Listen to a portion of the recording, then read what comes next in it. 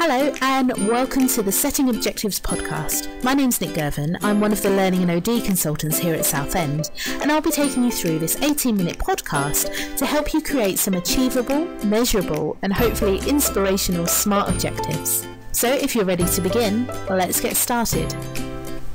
To kick us off, I'm going to read you 3 statements. Now I want you to think about each one and decide whether you think this statement is true or whether it's false. Are you ready? Okay, first statement. People with written objectives are 3 times more successful than those with unwritten goals. Do you think it's true or false? Okay, the second statement. Sharing your goals with someone is proven to increase the chances of you achieving your goal. Do you think it's true or false? And finally, 92% of New Year's resolutions fail by January the 15th. Again, do you think that's true or do you think that's false? Well, let's see how you did.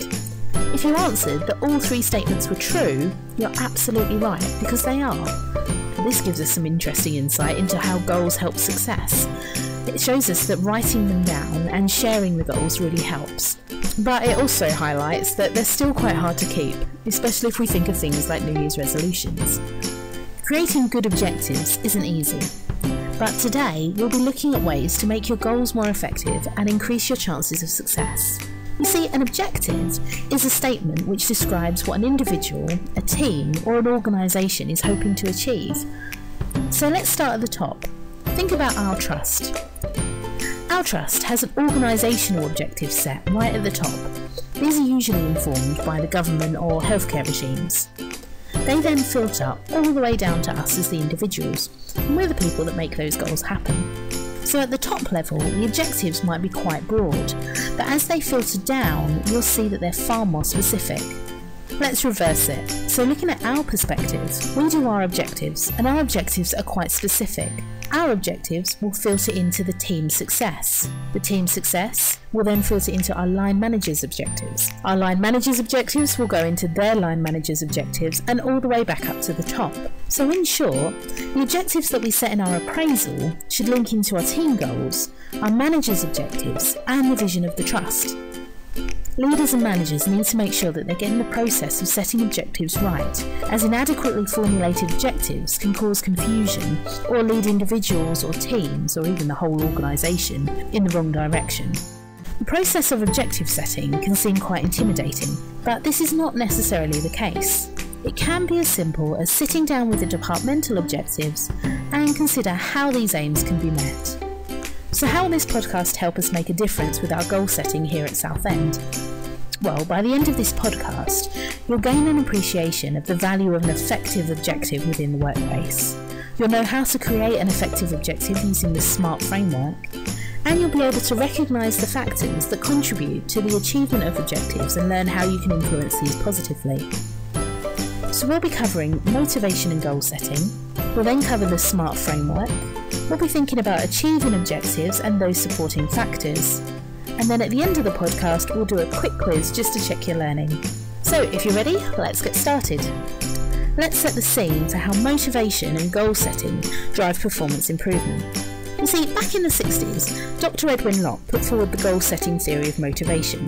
This theory states that specific and challenging goals, along with appropriate feedback, contribute to higher and better task performance. To put it simply, goals indicate and give direction to an employee about what needs to be done and how much efforts are required to be put in. One of the key learnings from Locke's study is that difficult goals lead to higher performance than easy goals, provided that they've been accepted by the person trying to achieve them. And secondly, specific goals lead to higher performance than general do your best goals. So in short, we need objectives that are to the point, that are going to push us forward, but these need to be things that the person owning the objective wants to do. Too often, managers set individual objectives without any buy-in or direction from the individual.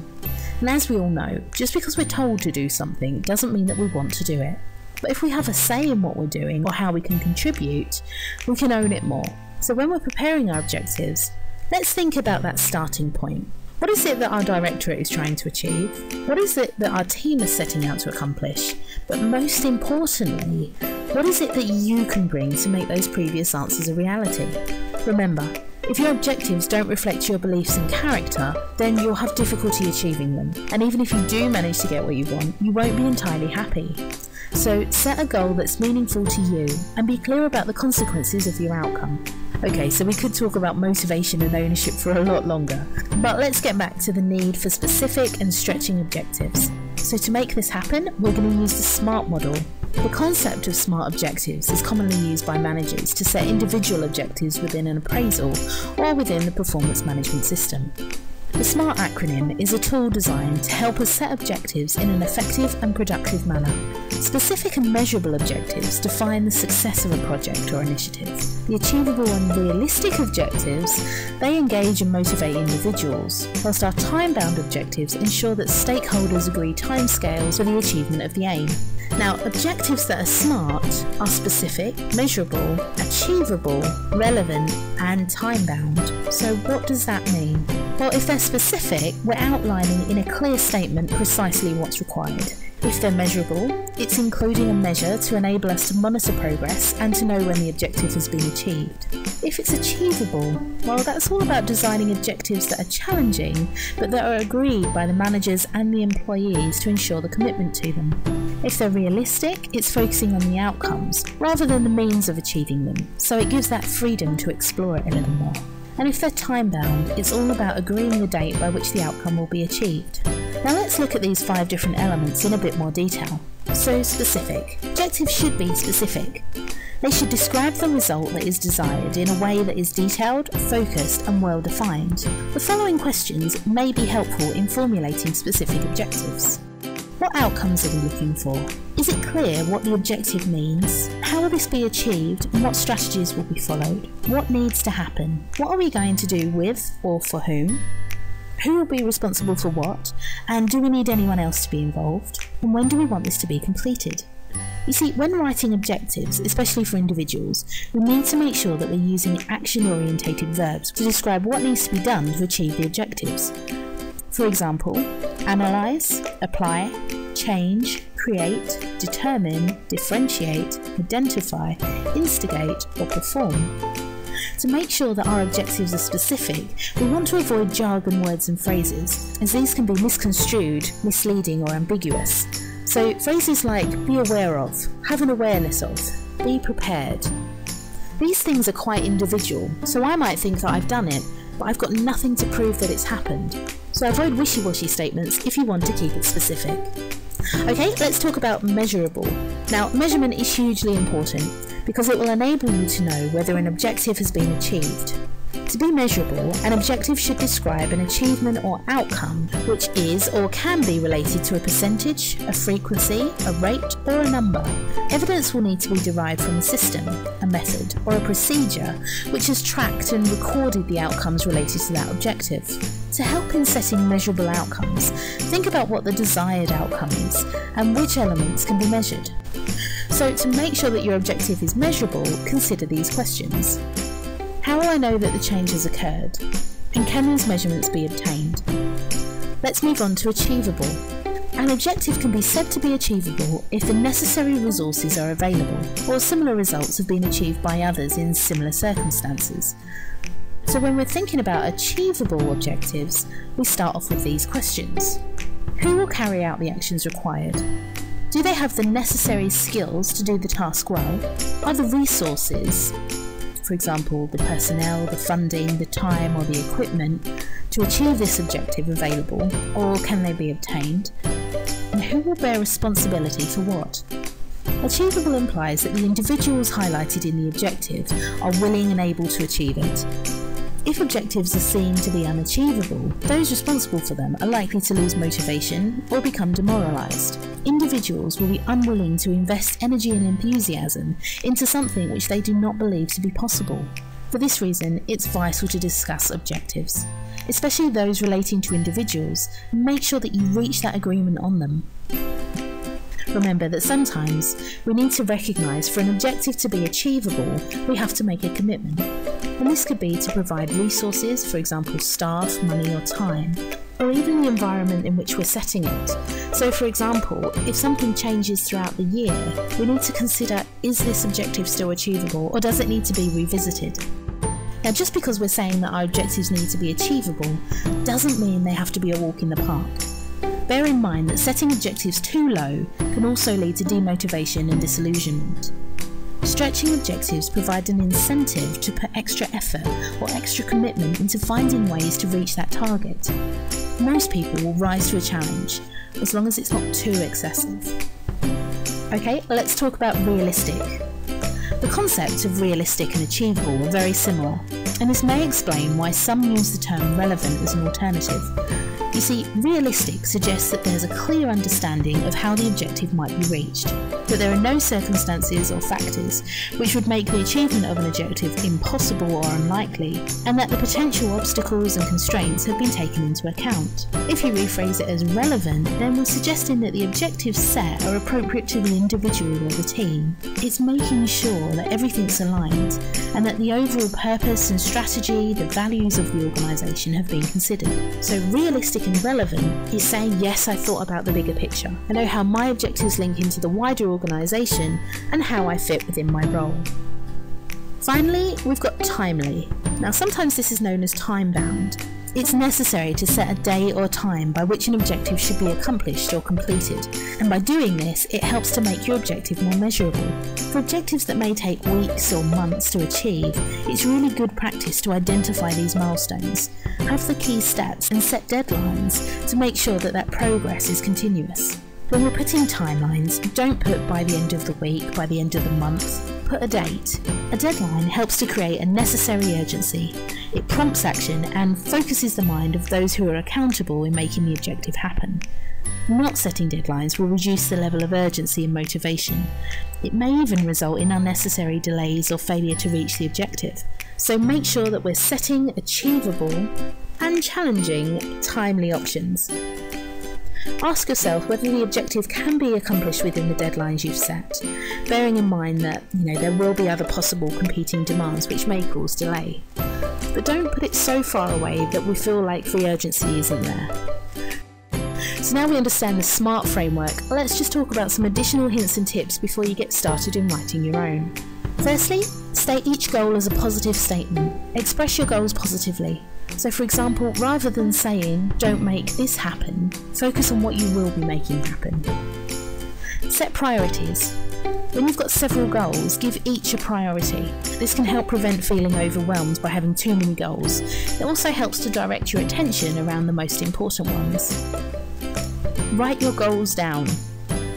This crystallises them and gives them more force. If you're setting objectives as part of your appraisal, this will be done within the appraisal process, so you may have already done this. But if not, do make sure that you're capturing those objectives that you're setting. Keep operational goals small. Keep the low-level goals that you're working towards small and achievable. If a goal is too large, then it can seem that you're not making progress towards it. Keeping them small and incremental gives more opportunities for reward. Set performance goals, not outcome goals. You should take care to set the goals over which you have as much control as possible. It can be quite dispiriting to fail to achieve a personal goal for reasons that are beyond your control. With your newly gained knowledge, setting goals will be much easier, but achieving them can still be a little bit tricky. So let's talk about some top tips to make your goals a reality. First action is to create mini milestones. I once heard, how do you eat an elephant? And the answer was one piece at a time. And when hearing this, I wasn't sure if I'd just heard the world's worst joke or a bizarre dining plan, but actually this has really stayed with me, as milestones need to be actionable, achievable, and focus solely on our goal. They also need to be committed to a specific time frame. Rather than tackling everything in one go, it's thinking about the pieces. How are you going to do it and when you're going to do it? The second tip is about telling the world. There's nothing like telling the world about your goals to help keep yourself accountable. Tell your family, tell your co-workers, tell your stakeholders. The more people that know, the more advocates you'll have.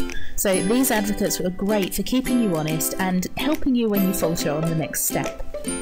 Now, the next step or the next tip is all about getting your personal motivation kick-started. So what you need to do is burn your ships. Not literally, that will get you arrested. Let me explain. You see, there's an ancient story about a battle commander who burnt all of his troop ships once they landed. The message? There's no turning back now. Committing yourself emotionally is easier said than done. it may require a level of self-discipline that we're not comfortable with. However, attaining your goal is well worth the effort. So think about it. What is it that could stop you achieving your objectives? What might make you put it off a little bit longer? Address it, burn your ship, and move forward. Now, the fourth point is to review your progress regularly. It's no good setting objectives in January and then not reviewing them until mid-November. You need to monitor your progression. Write something down. It's a simple yet powerful tool to help you visualise the achievement of your objectives and your goals. It also works really well for discussions in one-to-ones and your appraisal. The fifth and final point is to celebrate. Don't forget to reward yourself for achieving milestones. Remember all those mini milestones you created? Well, after each one, celebrate them, tell the world. This will affirm your objectives and help you to build a ritual around success. It will also help you to recommit yourself into achieving your ultimate objective. So there you have it. There's 5 tips about how to make your goals a reality, and of course earlier we spoke about how to set smart objectives. Remember, there are loads more resources out there to help you with objective setting and accomplishment, so do visit the iLearn toolkits and websites such as Mind Tools for sound advice and practical tips. Before we end this podcast, let's quickly see how much you've taken in. We'll do this in the form of a quick 3-question quiz. You don't need to submit your answer, so just ponder them in your mind as I ask them. Ready? Okay, question 1. Finish this sentence. Difficult goals lead to higher performance than easy goals, provided that they are...